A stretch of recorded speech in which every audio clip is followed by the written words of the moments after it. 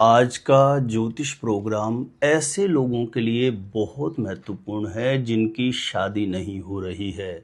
ऐसे माता पिता के लिए बहुत खास है जिनके बच्चों की शादी नहीं हो रही है। शादी की उम्र निकलती जा रही है, उपाय करने के बाद भी शादी का रिश्ता पक्का नहीं हो रहा है। तो प्रिय दर्शकों, बेहद जरूरी है जानना कि इसका सबसे बड़ा कारण क्या बनता है। यदि इस कारण की आप पहचान कर लेते हैं तो इसका निवारण करना आपके लिए बेहद आसान हो जाता है। तो आज के ज्योतिष प्रोग्राम को ध्यानपूर्वक देखें और समझें। किसी भी लड़का या लड़की की शादी में देरी होने का, बार बार रुकावटें आने का, बाधाएं आने का सबसे बड़ा कारण क्या बनता है। तो कैसे पता करेंगे, जानकारी देने से पूर्व आपको बता दूं, जो लोग पहले बार मेरा वीडियो देख रहे हैं और विशेषतः शादी विवाह से जुड़ी शास्त्र सम्मत जानकारियां हमेशा पाना चाहते हैं, जैसे आपकी शादी कब कहां कैसे होगी, कैसा जीवन साथी मिलेगा और जल्दी से जल्दी शादी का रिश्ता पक्का होने के लिए कौन से पावरफुल चमत्कारी उपाय आप कर सकते हैं, तो ऐसी शास्त्र सम्मत जानकारियां हमेशा पाने के लिए आज ही जरूर सब्सक्राइब करके रखें ज्योतिष गुरु जी यूट्यूब चैनल को। सब्सक्राइब करना आपके लिए बिल्कुल फ्री है, लेकिन इससे आपको बहुत ज़्यादा फायदा होगा। कोई भी मेरा नया वीडियो आएगा तो सबसे पहले नोटिफिकेशन आपको मिलेगा। आप आसानी से मेरे वीडियो देख सकते हैं, हमेशा निरंतर आप मेरे साथ जुड़े रह सकते हैं। तो चलिए प्रिय दर्शकों, विषय पर चलते हैं। लड़का या लड़की बहुत योग्य हैं, बहुत गुणवान हैं, उनका एजुकेशन स्तर बहुत अच्छा है, फैमिली बैकग्राउंड बहुत अच्छा है, हर एक प्रयास करके थक चुके हैं, लेकिन शादी का रिश्ता पक्का ही नहीं हो रहा है। तो देखिए, इसका सबसे बड़ा कारण है, जिस किसी भी लड़का या लड़की की शादी नहीं हो रही है उसकी जन्म कुंडली को खोलिए। चाहे जन्म कुंडली के बारे में आपको कुछ भी समझ में नहीं आता हो, जैसा मैं बोल रहा हूं आप वैसा करिए, आपको निश्चित रूपेण समझ में आएगा।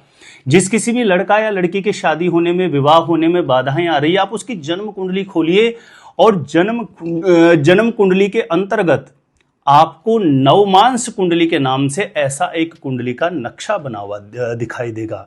आपकी जो जन्म कुंडली बनी हुई होगी उसमें बहुत सारी कुंडलियां बनी हुई रहती है, जैसे लग्न कुंडली है, चंद्र कुंडली, सूर्य कुंडली, सप्तमांश कुंडली, दशमांश कुंडली, ऐसे षोडश वर्ग की बहुत सी कुंडलियां बनी हुई होती है।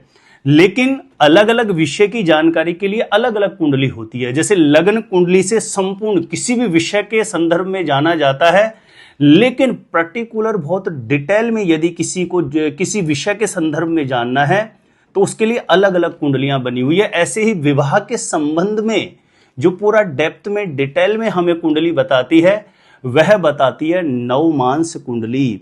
यह नवमांस कुंडली के नाम से भी ऐसा चार्ट बना हुआ हो सकता है, या D9 चार्ट के नाम से भी आपकी कुंडली में ऐसा आपको देख लेना है, कुंडली का नक्शा बना हुआ है नवमांस कुंडली या D9 चार्ट के नाम से।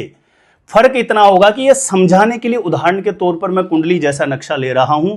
आपकी जो नवमांस कुंडली है उसके किसी भी खाने में कोई भी नंबर हो सकता है, आपकी कुंडली के किसी भी खाने में कहीं पर अपने हिसाब से कहीं पे कोई भी ग्रह बैठा हुआ हो सकता है। इस बात को सबसे पहले समझिए, नहीं तो आप कंफ्यूज हो जाएंगे, क्योंकि सेम ऐसी कुंडली नहीं रहेगी आपकी नवमांस कुंडली। ये आपकी नवमांस कुंडली के अंदर मैं आपको समझाने के लिए ये उदाहरण के तौर पर एक नवमांस कुंडली का मैं चार्ट ले रहा हूं। तो देखिए, सबसे पहला बड़ा कारण समझिए, आपकी जो नवमांस कुंडली है उसमें आपको देखना है, जैसे इस कुंडली के जिस खाने में 3 नंबर लिखा है ना, इस खाने में आपके नंबर कोई भी हो सकता है, लेकिन इस खाने में किसी भी लड़का या लड़की की कुंडली में जैसे सूर्य बैठा है, मंगल बैठा है, राहु बैठा है या शनि बैठा है, इन चारों ग्रहों में से कोई भी ग्रह बैठा हुआ है, तो कहीं ना कहीं ऐसे लड़के लड़कियों की शादी होने में बड़ी रुकावटें आती रहती है। बहुत बार तो देखा गया है कि उपाय करने के बाद भी शादी का रिश्ता पक्का नहीं हो रहा होता है।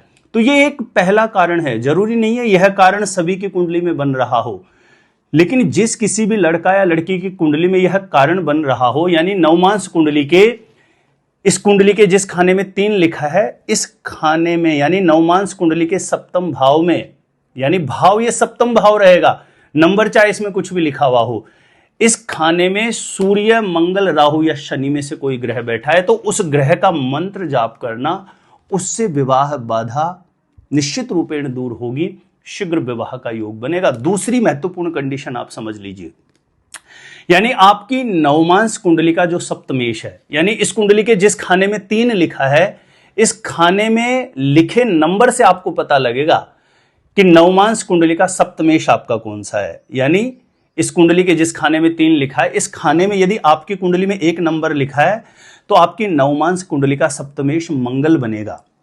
ठीक से सुने मेरे एक एक शब्द को, और जहां नंबर के अकॉर्डिंग जो ग्रह मैं बोल रहा हूं उसको याद रखना है।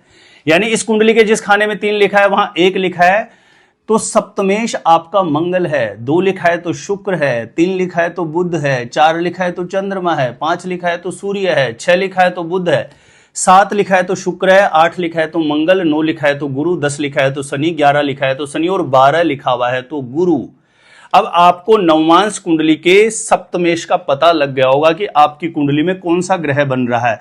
अब यह ग्रह आप देखिए, इस कुंडली के जिस खाने में 2 लिखा हुआ है, इस कुंडली के जिस खाने में 4 लिखा हुआ है और इस कुंडली के जिस खाने में 8 लिखा हुआ है, इन खानों में नहीं बैठा हुआ होना चाहिए। इन खानों में आपके नंबर कोई भी हो सकता है, मैं बार बार रिपीट कर रहा हूं, नंबर से नहीं देखना, आपको खाने से देखना है। यानी इस कुंडली के जिस खाने में 2 लिखा है, इस कुंडली के जिस खाने में 4 लिखा है और इस कुंडली के जिस खाने में 8 नंबर लिखा है, इस खाने में नवमांश कुंडली का सप्तमेश नहीं बैठा हुआ होना चाहिए। अगर जो ऐसी स्थिति बन रही है, यानी ग्रह इन खानों में बैठा है, तो यह भी निरंतर विवाह में देरी होना, विवाह में बाधा बनने वाली एक प्रबल कंडीशन बन जाती है। ऐसे में से ऐसी स्थिति में नवमांश कुंडली का जो सप्तमेश ग्रह बन रहा है उसका मंत्र जाप करें, उससे भी शीघ्र विवाह के योग बन जाते हैं।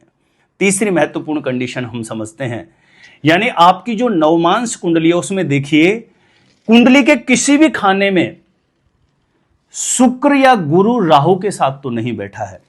यानी शुक्र या गुरु, इन दोनों ग्रहों में से कोई भी ग्रह कुंडली के किसी भी खाने में यदि राहु के साथ बैठता है तो यह स्थिति भी निरंतर विवाह में विलंब करवाती रहती है। यानी शुक्र या गुरु नवमांश कुंडली में अंश बलाबल के साथ कमजोर हो जाए, राहु के साथ बैठ जाए, तो यह स्थिति भी ऐसी होती है कि बहुत बार उपाय करने के बाद भी निरंतर विवाह में बाधाएं बनी रहती है। ऐसी स्थिति में शुक्र या गुरु में से जो ग्रह नवमांश कुंडली में राहु के साथ बन रहा है, बैठा हुआ है, उस ग्रह का मंत्र जाप करने से भी शीघ्र विवाह के योग बन जाते हैं।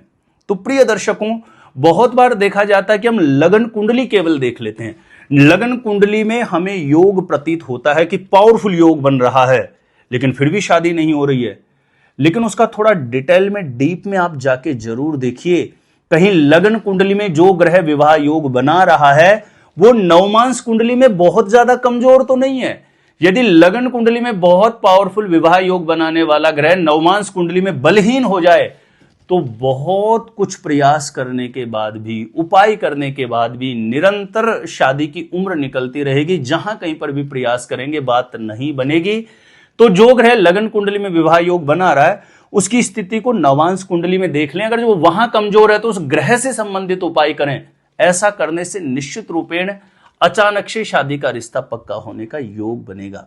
तो प्रिय दर्शकों, जानकारी अच्छी लगी हो तो प्लीज वीडियो को ज्यादा से ज्यादा लोगों तक जरूर शेयर करिए, ताकि दूसरे लोगों को भी इस जानकारी का लाभ प्राप्त हो सके।